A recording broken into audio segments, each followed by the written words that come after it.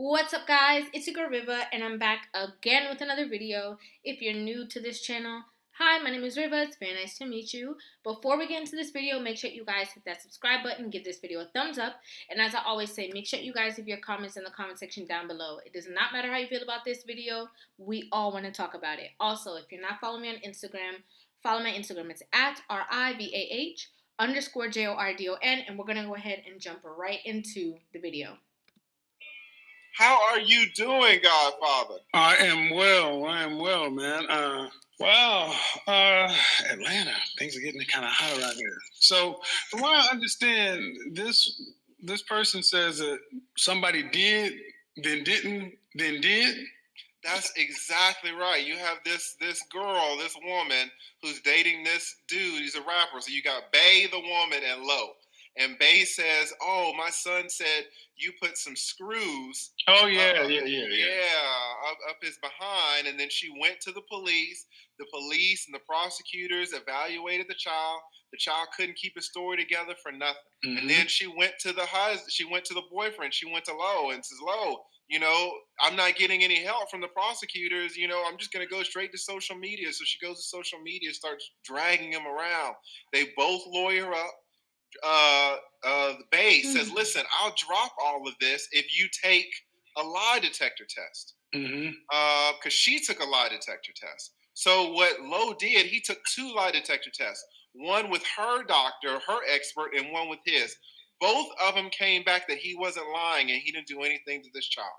So then she retracted her all of her statements in this BS apology. But then after that, they got into an argument. So she says, "Well, you know what? I believe my son, even though the son was lying, yes and no." Now, Lowe said, nothing happened. The woman said, "Well, let's do this. Let's put you, Lowe, and me, and the 5-year-old on the phone call." So we put them all 3 on the phone call. Lowe was recording the call, and the mother asked the kid, "Is all this made up?" "Yes." "Did you lie?" "Yes." "Why did you lie?" "I don't know." And Lowe's recording it all. So now with the recording, plus the prosecutors already said that they talked to the kid and the kid was lying. Right now, the case is closed, right? No, because after that, Lowe wants to go forward, and Lowe wants to charge her with defamation. So now she has made another video on social media, of course, saying that, "Oh, I believe my son," and Lowe did it. And now that Lowe has the tape recording, this is going to mess everything up, and it's not going to help. But I slide for my child. I slide for my 5-year-old. I know he lies some of the times, but he's right about this. And he's got these terrible allegations about concerning this man floating around the internet. Well, see. Okay, first of all, thank you, Lead, for giving us that quick rundown of this story that has been very tumultuous, right? It's been on Instagram, it's been all over the place. So thank you so much for giving that very quick synopsis of this situation. First things first, okay? This is the first thing, and I haven't spoken about this situation at all, but I had to talk about this. When I saw this pop up, I was like, okay, perfect example. First things first, as a mother, as a mother, right? Because she's a mother. The first thought is to be protecting her child. Bottom line, first thing that you should be doing as a mother, especially a single mother out here, is protecting your child. And my number one question when I even heard about this scenario at all was, why was your child with this guy that you just started dating? Why? Why would you ever want to leave your child at risk with somebody that you just met? People are capable of crazy things. Like, it can be people that you know. It can be people with their own children that do stuff. So how can you just leave your child with somebody that you don't even know like that? That's number one. Okay, that's number one. Number two, when it's a situation like that, when are people going to realize that the first thing that you should not do is run to social media? Why? Because that child is going to have to grow up and everybody knows that child's business. Okay? It's not like anybody's going to forget. That's number one. But also, you are putting it out there when you should really try to solve it behind closed doors. It's nobody else's business. You should be worried about the well-being of your child instead of being on social media talking all this stuff. And then third of all, like they said, if you don't know the accuracy of the information, why would you just go and automatically start talking stuff on somebody's name, because yes, that is a form of defamation, because you don't have any proof, okay? You're not 100% sure. You don't know what the whole entire scenario is. And at the end of the day, you're spreading these allegations about a person, and that can absolutely follow them forever. That can definitely ruin business decisions. That can definitely, ruin new ventures that person has going on, especially if it's not accurate or not true, and there's no charge, and they're not, you know, you cannot do stuff like that. So the whole situation, to me, in my opinion, is just completely messy. Very, very messy. And again, I just think about that child first. Like, in knowing that, like, why go out there? Like, why spread that message so broadly and then come back and say that it's not true, and then come back and say that it is true? Like, crazy. I have several questions, but I'm always curious as to especially when someone has a modicum of social capital, to why the first thing they do is go to social media. Right. I can understand, kind of like in the Lauren Smithfield case, Bridgeport, Connecticut, where the mother and parents came to social media. That's different. After they were getting nowhere, from what I understand, with the Bridgeport. And then apparently another woman's come out missing. I can understand if you've tried all avenues and that's legal routes, but I'm always leery when people go to online first. You're trying to sway public opinion, and I would assume that's a good way to kind of force a settlement or something like that, because people don't want to fight.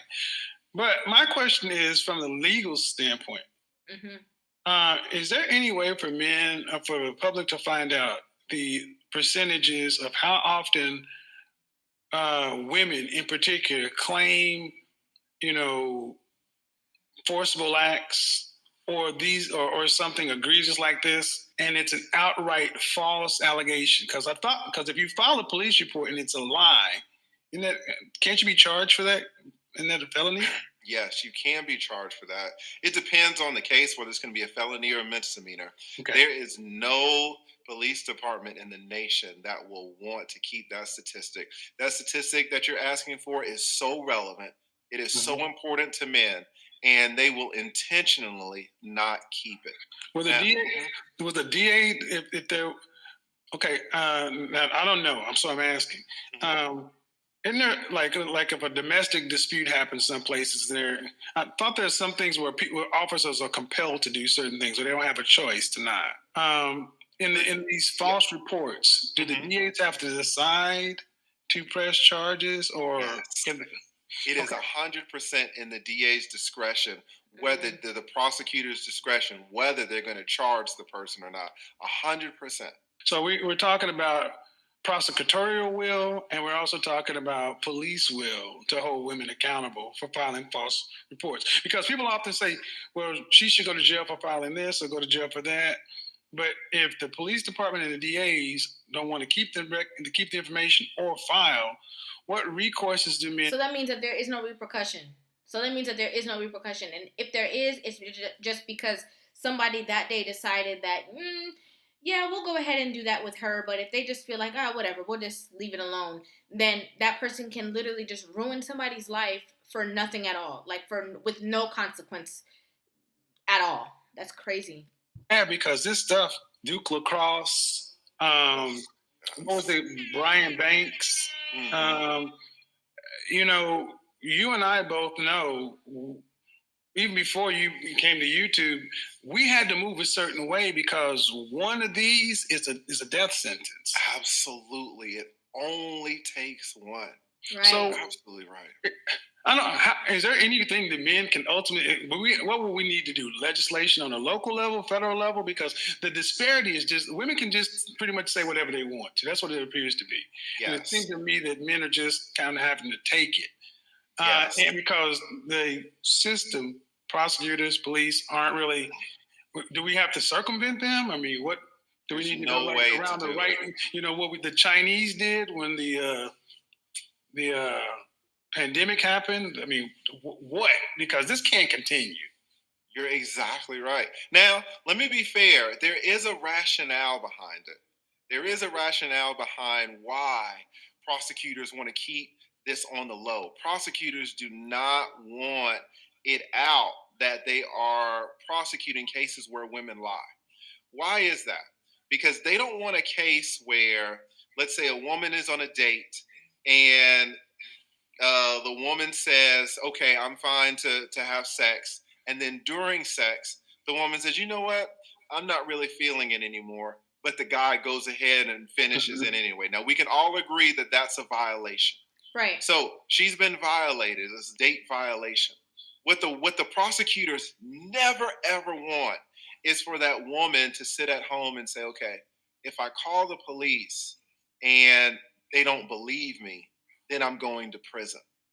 Right? Okay. It's Right. called a Right. chilling effect. The prosecutors do not want to create a chilling effect where women are scared to call the police. If Right. prosecutors want that if a woman even Right, which I think is necessary, because we've heard a lot of people who have endured certain things and they feel like when they come forward, or if they do come forward, that it's kind of not taken as seriously as they anticipated, and then it causes more harm to them than good. So that is a very true aspect of that conversation. There's a lot of people who do that. They just kind of suffer in silence because they're like, nobody's going to help me anyway, because they just don't see certain results. But the sad situation is we have some bad seeds in that will come in and distort the mind of everybody, because if you can blatantly say it's not true, it was true, it's not true, or the whatever she said, and bring that on such a big space as social media, it's going to be hard for people to have that same trust when people are starting to kind of look around and be like, wait a minute, this happens pretty often, like y'all just be making stuff up, and that's not cool. Like, you're making it up for either for money, for a settlement, for this, for that. And how are we going to have that trust within the justice system? I mean, how? Like, how? it's just slightly something happened, they're on the phone with the police. Maybe this happened, they're on the I can't remember, they're on the phone. I don't know if I was really coerced or not, they're on the phone. Right? Mhm. That's what prosecutors want. Now, a lot of this is, oh, well, he didn't call me the next day. No problem. Get on the phone and we'll figure it out. Mhm. Right? Or, Mm. he didn't call me back. He didn't give me a Valentine's Day gift or Mhm. something like that. Or I changed my mind, or it got out that I slept with him. He's ugly, but I wanted to keep it on the low. But now that it's come out that we did something, now it was forcible. These prosecutors Right. want women to be able to pick up the phone ASAP without hesitation, without thinking whether they can win their case or not. Because if it comes out that women are being prosecuted for false allegations, some woman could think, oh, well, if it's just he say, she say, and I Right. bring this up, then Might I lose, could go to might. prison. Right. The consequence to that, though, is that women can pick up the phone and file these false allegations whenever they want, and nothing will happen. It's horrible. Right? Because there are laws on the books in every state saying that you can't lie in these police reports. Mhm. You can't lie. But it takes the prosecutor to actually file the charges. Right. And only in like 1 out of 10,000 cases will a prosecutor actually file a charge. And then the woman almost has to admit, yeah, I lied because my boyfriend found out. Right? So it seems to me that there's a Wow. more direct path for the prosecutors, the public, to see a chilling effect on women than the chilling effect the opposite has on men. On men. Correct. Oh, that's exactly right. On men. That Okay, is so we need better exactly- marketing. Well, the Because- issue is that men are going to be men. Listen, men are going to want ass. If I can be honest, some men are just what I'm saying is it's having an opposite effect on men because Right. But I understand what Kevin is saying here. He's like, okay, so we only care about how the women will feel, that the fact that they need to call and stuff like that, not the results of what happened from these false allegations from men before, like, jail, different lifestyle changes because of the stress, and then, that they've gone through, the fact that they couldn't get another job because of these false allegations. So I understand what he's saying. He's saying, so we only care about the women who need to feel safe enough to call, but we don't care about the men who are affected by this stuff. now men are not dating, consent apps, hot sauce packets. I mean, Right. to the point to where, we're overcorrecting so much to where it's having a, air quotes, chilling effect on men. It's just not as straight line as for women.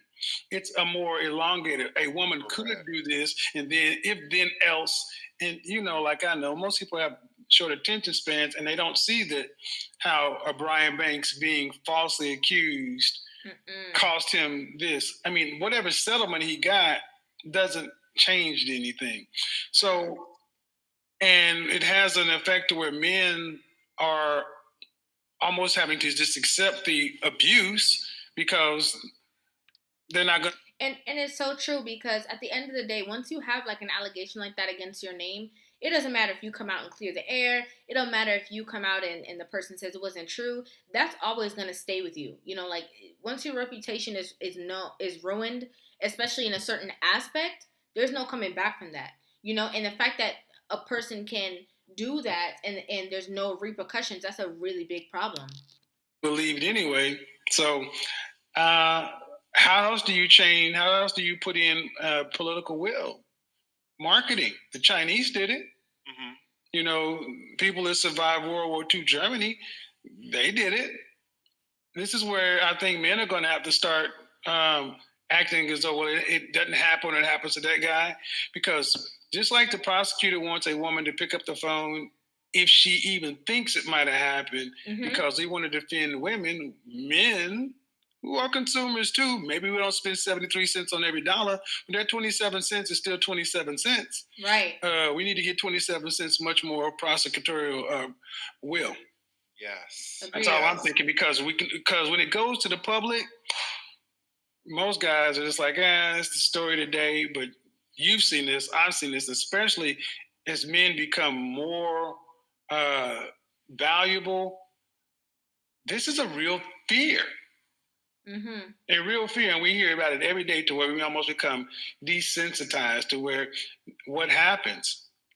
The stories have to become more and more egregious to even get to catch the headlines. It can't just be he touched me or he did this. Now we got to start talking about medieval. What are we going to do next? The boiling bull? I mean, what the hell? Screws in the anyway. I was always curious. I would love to. I would. And you know what makes this situation so bad too is because, okay, say for instance the allegations were true, right? If the allegations were true and you're putting this out there again, like, to come, I just personally don't feel like it's possible that it was true, because if it was, like, why would you come out and say that, oh, he lied, it's not true, and then come back out and say it again? That's like really insane to be able to do something like that. But also it puts people in a different space where people are going to have a hard time believing other people that are in those scenarios because of these situations. Like when somebody lies on something that's so huge, especially so publicly on a platform like, Instagram, on social media, when it really happens to somebody else, people are going to look twice. People are going to be like, I wonder if she's making it up just like the last girl did, or just like the other girl did. Like, it puts other people in a space where they won't be trusted and they won't be looked into when they actually should be, because it's stuff that's really happening to them. Sad. Something offline, because I don't understand why you can't find a stat on women who have been knowingly filed false charges. Like Brian Banks, that woman served no time. She got a settlement of like I don't want to overspeak, but anyway, that's the general point. Why is it all the punishments all on one side? That's not even close to equity in this system. I agree, and it should definitely be on equal parts. I think if you make any allegation against somebody, especially publicly, I mean, defamation of character for sure. I mean, defamation. Is it defamation of character or defamation? Anyways, whatever the defamation thing is, 100%, like 100%, not even, that's already on the table. But I definitely think there should be repercussions for that other person's actions, like 100%. Like, not even, oh, well, I just lied because of this, and then that person just gets to walk away. No, like, if you lie, I think that you should also be prosecuted the same way that if the person was right and that stuff really did happen, they have to deal with those repercussions, because whether it's true or not, that person has to go through life with this thing attached to their name. And it was just a lie that you made up because of your feelings. Like, That's not cool. Let me know what you guys think about this in the comment section down below. Generally want to know you guys' opinions, thoughts, and feelings about this situation. Make sure you guys hit that subscribe button, give this video a thumbs up. And again, if you're not following me on Instagram, follow my Instagram. It's at RIVAH_JORDON. Thank you guys so much for watching, and I'll see you guys in the next video. Love you.